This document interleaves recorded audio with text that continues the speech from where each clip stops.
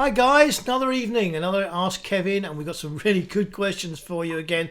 I'm not sure I'm going to get through all of them tonight, but we'll have a good bash. So we've had one more added since I last posted, and I actually had to phone. It's from Eleanor Coke, and Eleanor sent me an email. I called her this afternoon to talk through her issue. I think we may have solved it, but I thought it'd be a really good one to talk about. And it's flash related, because not everybody has been on my flash workshops. I know a lot of you have, and so as it's a flash issue, it's probably quite an interesting one to pick up on. So the first question is from Paul Rayburn, who's a current 1-year masterclass student. Masterclass is currently on hold during the lockdown. It'll restart hopefully later this year. And Paul's question is, I want to know about focus. I want to know about what to focus on when taking landscape photography. He says, I know about hyperfocus distance. I want to know how you go about using this and setting the camera up to take the shot. So Paul has attended masterclass when we've talked about its hyperfocal distance, not hyperfocus, but I won't penalise you for that, Paul. It's hyperfocal distance. I'm going to talk about hyperfocal distance, what it is, what it's there for, and how you actually engage with it on your camera. So, hyperfocal distance. This is about taking shots primarily for landscape, where you set the camera to the very best settings to ensure that everything in your shot is sharp looking. Everything's tack sharp. And it's all about controlling your depth of field. Now, most of you, I suspect, know what depth of field is, but I don't assume that everybody knows what depth of field is. And if you look at the screen here with this young boy, which is my grandson, and that's my wife behind him, he's holding up a camera, and the depth of field in this shot is tiny. The depth of field is the amount of the image that's in focus. And you can see here that the only part of the image that's sharp is just right in front of him, goes right through the camera and through his face, but beyond him has gone blurred. In front of him, between the camera and him, that's blurred. The only small part that's actually sharp is a very tiny depth of field that runs through a little bit there on the bricks on top of that wall and across the camera in his face. The other extreme is this one, where the depth of field is so wide for this landscape photograph that everything is in focus, from the foreground right the way through the midground and right the way across to the distance. The depth of field here is huge, and as a photographer, controlling that depth of field controls our images, controls what people see when they look at them, controls where you steer their eyes, and there's a lot of creative element into this.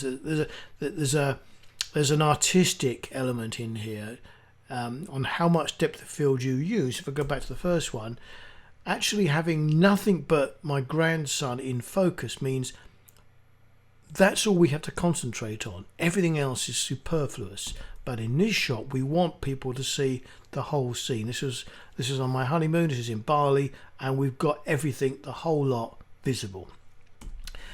But if we're working in the field and we're photographing a scene, we want to get as much of that scene nice and sharp. So here we go. Here's a scene, and over here we've got you, the photographer.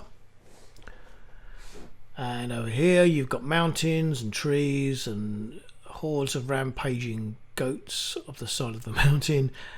Beautiful little river in the midfield area, and right in front of you you've got this pretty little cottage surrounded by a garden, and there's your mate standing in front of the cottage posing. And what you'd like to do is get the whole lot in focus. Hyperfocal distance. Let me just talk about the things that affect. And you don't even know what the hyperfocal distance is yet. I haven't even told you.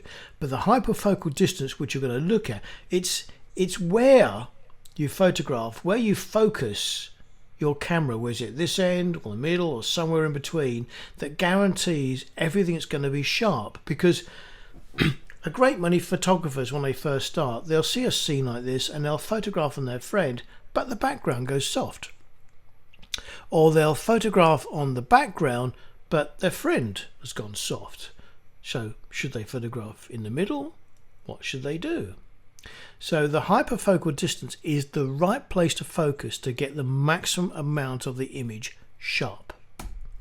And it's affected by the size of the sensor in your camera, the focal length of the lens, the aperture that you've chosen, and apertures are really important because apertures affect depth of field. And finally, the distance that you are from the subject. So the hyperfocal distance, or the HFD, is affected by all these things. Now, here's some basic advice. If you've got a full frame camera, then I'm going to suggest that if you want to maximize your depth of field, you set your aperture to f16. Once you go above f16, you get an effect called diffraction taking place. Well, in fact, it's taking place all the time, but it becomes more noticeable once you go to apertures smaller than f16. And diffraction is basically caused by the light waves coming in and being squeezed through a very small aperture and then being distorted. So what happens is, if you go for very small apertures, more than f16, you'll lose image definition. And that image definition is lost because light waves are being crushed through a very tiny aperture. So f16 is about the smallest you can go on a full frame camera without the effect of diffraction losing image quality too much.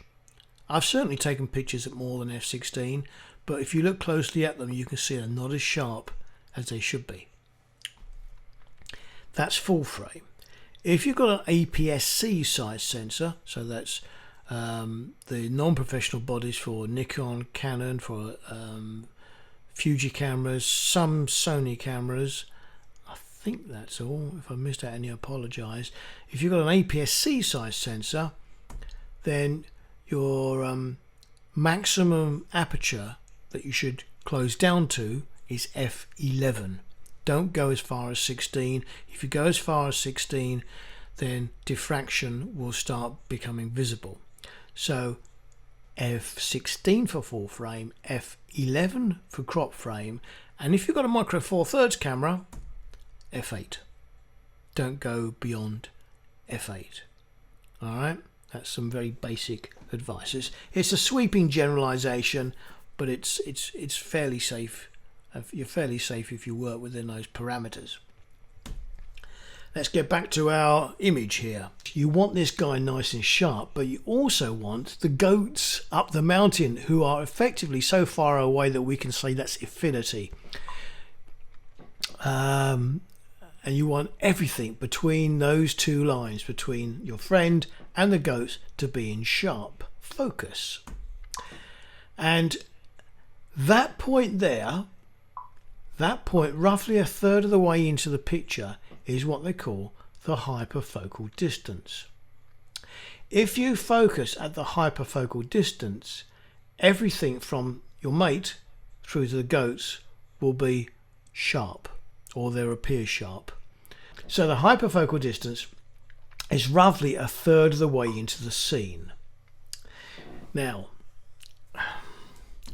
that's the hyperfocal distance, and up here is infinity. Once you've focused on the hyperfocal distance, everything from the HFD and infinity will now look sharp. But the thing is with HFD, it also focuses some element in front of it between you and the camera. And effectively, whatever the distance is of the hyperfocal distance, in this case 20 meters, half of that distance will also be sharp. So providing this guy is within half of 20 meters, which is what? Yeah, that's right, 10 meters. So providing he's no closer to you than 10 meters, he will also be sharp. Anything which is closer than half the distance. This just sounds a mouthful, doesn't it? Anything which is closer than half the distance of the hyperfocal distance won't be sharp. But anything that remains between half the distance and the full distance will be sharp. So once you've focused on the HFD, if that is 20 meters, anything that's 10 meters or further away, anything within this range will also be sharp, and so will infinity. What if the hyperfocal distance was 50 meters? What's half of 50? 25. So providing the subject is no closer than 25 meters, they'll also be sharp. If the hyperfocal distance was 200 meters away, then providing 100 meters, providing that subject is no closer than 100 meters, they will also be sharp. Right, now what we're going to try and do is show you an app you can use which makes it very easy.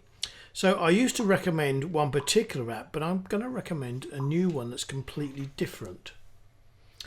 And I'm just going to switch over to it. It's called Photo Pills. Photo Pills. This is my phone we're looking at. There's the app, Photo Pills. It works on both the iPhone and Android devices. So if I click on there, which I'm going to do, it brings up this, and it does lots of stuff, actually. It does some incredibly clever stuff. But if we scroll down, where are we? Scroll there. Can you see? Hyperfocal table. That's what we're looking for. There's loads of other stuff on here. Seriously, this thing is absolutely crammed, packed with photographer's delights. But we're just going to hit hyperfocal table, and we get presented with this. And the first thing you need to do is to select your camera. And so you can just type it in, or just hit C and Canon start popping up, and F and Fuji start coming up. Or you can start typing the word. So you've got Nikon, Nikon, and it's a D3 something. They all start, there you go, so they all start appearing. But we're going to look at a Fuji X-T3, which is my main camera. And down here, on the left hand side, so this is the area we're looking at the moment. This is your focal length. So I'm going to dial in a focal length of, let's go 35mm. There it is, 35mm. That's equivalent to 50mm on a full frame camera. Now we're going to pick an aperture. Let's say we want to shoot with an aperture of let's go f11. So we've chosen f11. We've got 35, and there 5.56. That in meters, because I've set this up to be in meters, is your hyperfocal distance.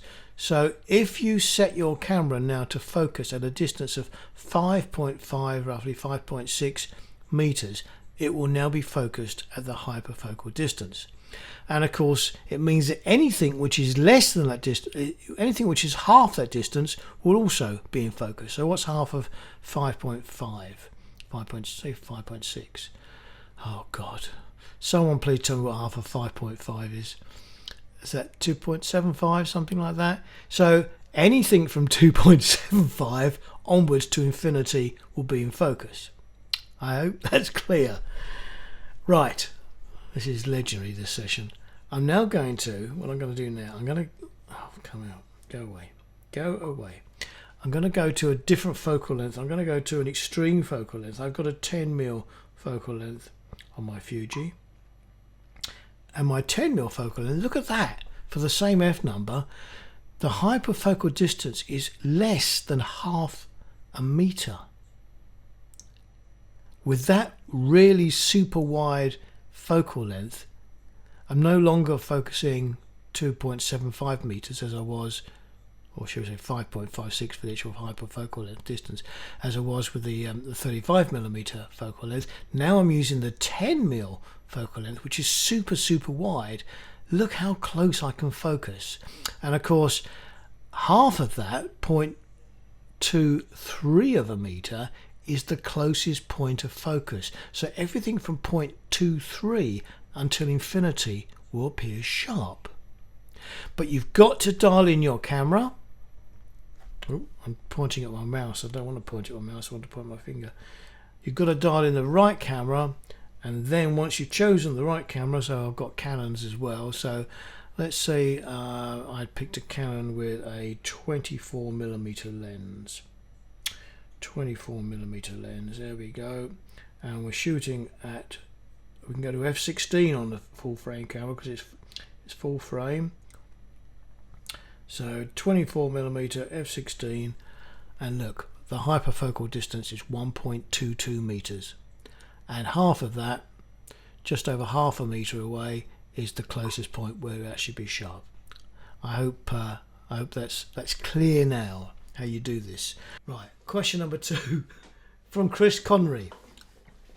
Chris's question said, when editing, what order would you recommend for the main things you do? For example, exposure, sharpening, contrast, highlights, etc. Chris, you know, we actually did cover some of these things on previous sessions, so I'm happy to go over it again very quickly, but I'm not going to go into it in depth. Let me close down the PowerPoint. So I do actually have a Lightroom handy, and here we go. Oh, look, it's Forbes, my whiskey drinking friend. Hello, Forbes. This is Forbes. Good to see you, and we're going to use you as an example. So this is a raw file, or a copy of. I'm not touching the original. This is the raw file as it's been loaded into Lightroom. I've made a small crop because there was a little bit too much headroom at the top. I'll show you. There you go. I just cropped it by that amount. That's all. And Chris wants to know what order I would do these things in. Okay.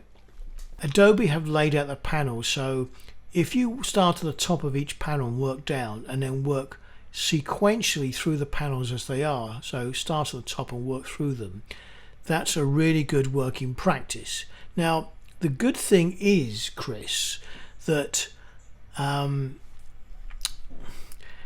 you don't have to use every one of these panels for every picture. In fact, I don't think I've ever used every single panel for any single photograph in all my life, and I've got something like 140,000 images on this computer. So the thing is, you won't have to learn them all, but inside the basic panel, start at the top, work down. If I wanted to shortcut what I do for most images, I do the basic panel. I personally do a little bit of color, HSL color there, to change the colors the way I like them, and then detail. And occasionally I'll add some cropping, some vignetting, not cropping, some vignetting to, you know, one way or the other. I very rarely do that, it's a bit cheesy, but maybe that to darken the edges. But basically it's basic and detail. When you're working through the basic panel, some of these controls you can wing it, and it's based on personal tastes and your own subjective eye.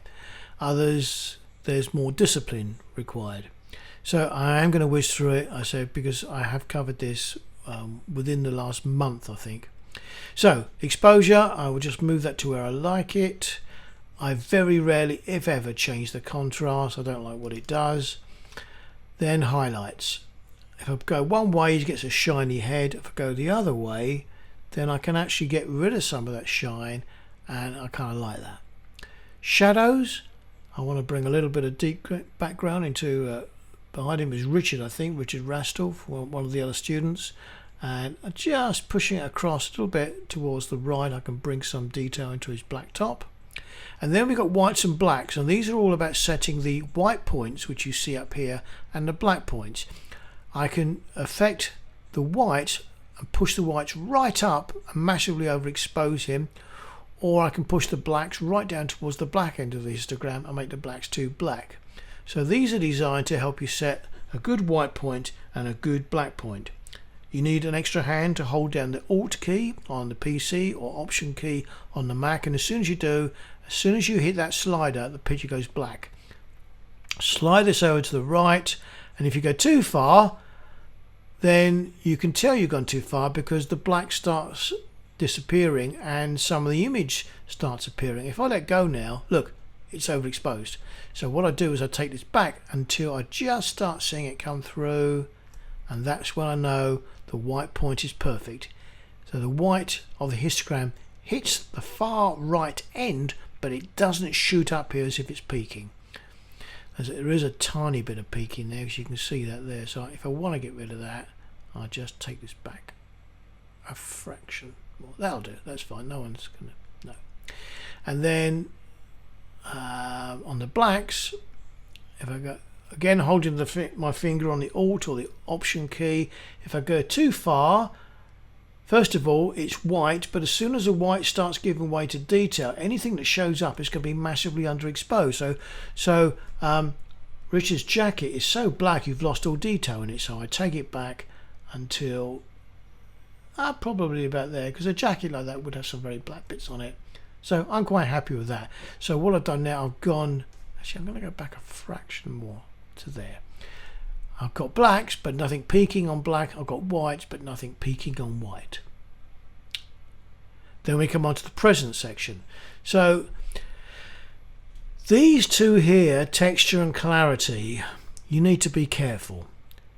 If you push up the texture to give kind of real crazy detail, suddenly Forbes has got a red nose.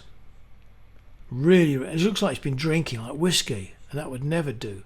And if you push up clarity, it looks like he's, you know, he's a Scottish fisherman, trawler man who's like spent 50 years out on sea and his face is pitted, but we know that he's got a baby face, so we don't want to see that. So don't push up texture on anybody's face. You can take it down a little bit on ladies and it softens the skin a little bit, but not too much. If you do it too much, it goes weird. Clarity, negative, this way, is just really odd and should be avoided at all costs. I can't think of a single use of that. It is just horrible. But on landscape, rocks and woodlands, pushing up clarity gives a bit of bite, gives a bit of depth to the image. Good on leaves. So these two, texture and clarity, are really good on landscape. Where you could use texture on a face is not on this slider, but on this little tool here, which is the adjustment brush. And if I click on that tool there, I'm now going to push texture up quite a bit, and I'm going to paint texture on Forbes's. I've got it turned off. Does it actually make any difference? Vague, just a little bit. I'm just going to paint a little bit of texture on, there we go, on Forbes's beard, and then it gets really kind of bristly. Works good on the hair as well. Looks really, really bristly. Oh, I love that. What would happen if we did a little bit of clarity as well? No, just texture. So if you want really bristly bristles, you can use the texture just by just painting it on. If you want to see where I've painted, let me just click on here, and you should be able to see. So I've actually gone off piste a little bit up there. If you want to get rid of a bit, click, edit, erase, and you can remove bits where you don't want it. And then we get rid of that. Okay. And then the only other thing you want to do is go into detail and decide how much sharpening you want.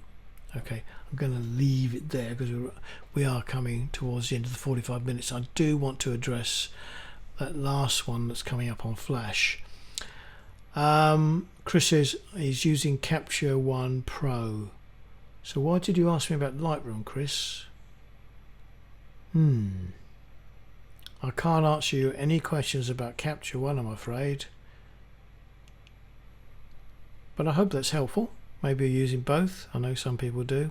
Both have their advantages and disadvantages. Okay, any questions about what we just did in Lightroom?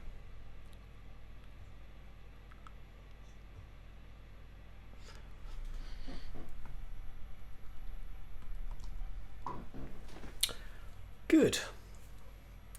Good. Going to close that down. Let me get rid of that. And the last question. Oh, okay, Chris. He just says he was. Let me just bring this up. He says he was just asking for the basics. That was all. Fine. So you've been working primarily with Capture One up to now, but you want to try out Lightroom. Is that what's happened? While you're answering that, I'm just going to rig something up, if I can. So the last question is from Eleanor Coke. I hope Eleanor's here. If she's not, I know she'll watch the recording. She said, I'd love some tips and hints on the mechanics of using flashes. I bought a newer 570 speedlight and have a go at this month's project and failed at the first hurdle. I can't get it to connect with my Olympus OM1D Mark II despite searching the internet for a video or two. Haven't got a clue. So I needed to know exactly what the problem was, and I phoned her up this afternoon and we had a long chat, and we think we found out where the confusion lay. And is it working? There we go. Here we have a flash. This is a Godox, but they all roughly work the same way. The buttons may look different, but hi Eleanor.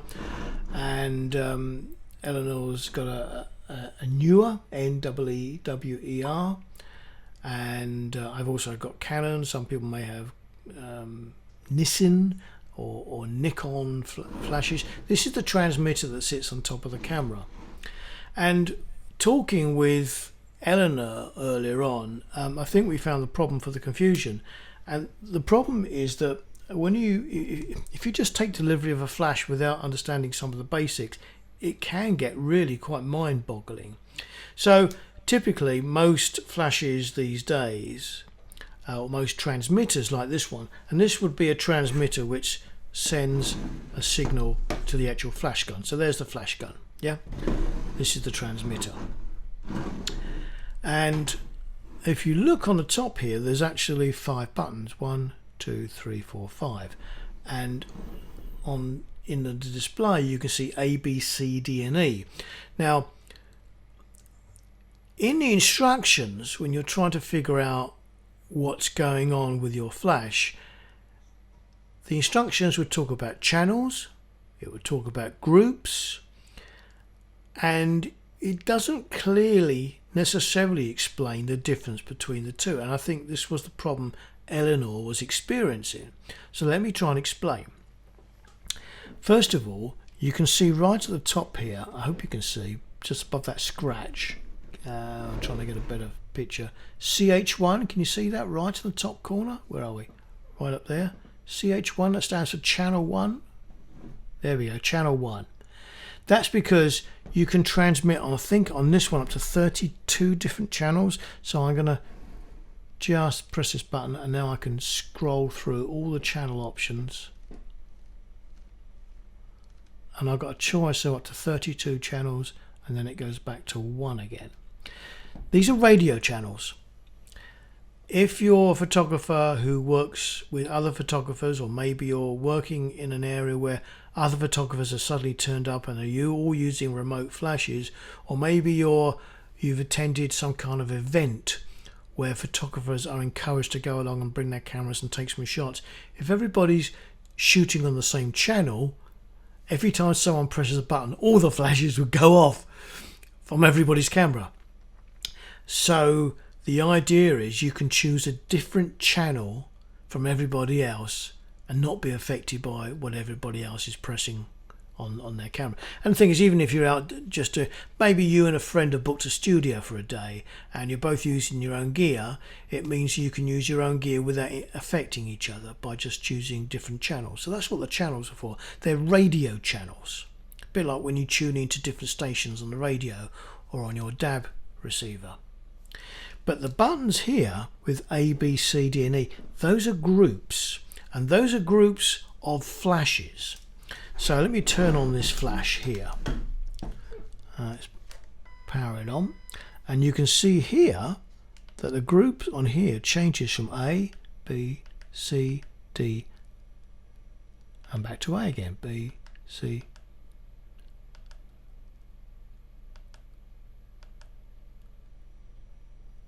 not. That's interesting. Now I really am confused because oh, I know why. It's because this is only transmitting on those three, so this is only picking up those three. So I can actually scroll between A, B, C, D and E on here if I was able to, if this had allocated settings for all 5 channels. But I can decide which channel this flash is going to be assigned to. So if I want to select this channel or make a decision that this flash is going to be tied to channel A, I turn it to channel A on here, and then on here channel A, which is the top one, will now control that flash. Does that make sense? So I can choose, for instance, whether it's going to shoot, whether it's going to be off completely, whether it's going to shoot in TTL, which is automatic, or whether it's going to shoot in manual. And I can also choose the settings, the power output. So I can choose in manual, for instance, full power 1/1, or I could take it all the way down to 128th power. There are third stop intervals all the way from 128th to 64th, from 64th to 32th power, from 32 to 16th power. You get the idea? 8th power, quarter power, half power, and full power. If you're shooting in TTL, then you get a chance to overexpose by 3 stops over, or go the other way, 3 stops under. So you have got power control, and it's all controlled from your transmitter on top of your camera, which means you could have multiple flashes and not have to keep going around, lower them down on the light stands, picking them up, adjust them individually. You can control all of them, their power, from the back or from the top of your camera. So groups shouldn't be confused with channels. Channels are radio channels which, once set, most of us never really change. In all the years I've been taking flash, I've been shooting flash now for about 9 years, I've never had to change my channels once, but I regularly change my groups, and I've got quite a few flash. It's quite possible that you could have maybe 5 flashes and have one on A, one on B, one on C, one on D and one on E. Or you could group them together, and it could be, for instance, you want to group 2 or 3 flashes together for a really high powerful burst of light, in which case you put them all on group A, and by making that one adjustment on group A they all change by the same amount. Okay, right, I think that should have covered that one. Which transmitter would I recommend? Nippy said. I know him as Prit Pal. Nippy is his nickname. Everyone calls him Nippy. I've always known him as a professional as Prit Pal. And Prit Pal and Nippy did a 1-year private mentoring with me. He's just booked some other stuff yesterday with me. And you're a Fuji man as well, aren't you? So the transmitter I would recommend is this one, which is actually called an X Pro.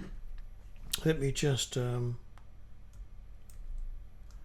there we go, it's an X Pro, and as a Fuji it needs to be the X Pro F for Fuji. If you're a Nikon it will be an X Pro N, if that makes sense, because the contacts underneath it which engage with the camera have to be the same as the manufacturer, so you must get the right one. You must get the right one. Oh good, Richard, I'm glad that was helpful to you. So look, someone appreciated me tonight. Oh God. Let me just put this up. Do you have trouble sharpening raw files in Lightroom? No, I don't. I know some people moan that Lightroom haven't done as well on Fuji files as Capture One or some other makes. Honestly, if you saw those pictures I posted this week of the birds, they were all shot on Fujis. The detail was amazing. Absolutely crazy. I don't understand what all the fuss is about. People get just so technical sometimes. So, what's the word? Pixel peeping is the word. That it kind of takes away from the art. I'm not even sure they ought to be photographers. They ought to be engineers. I don't see any issues with Lightroom on Fuji, seriously. Okay, I'm going to bring it to an end. Guys, thank you so much for bearing with me. Have a good week. See you next Wednesday. See ya. Bye.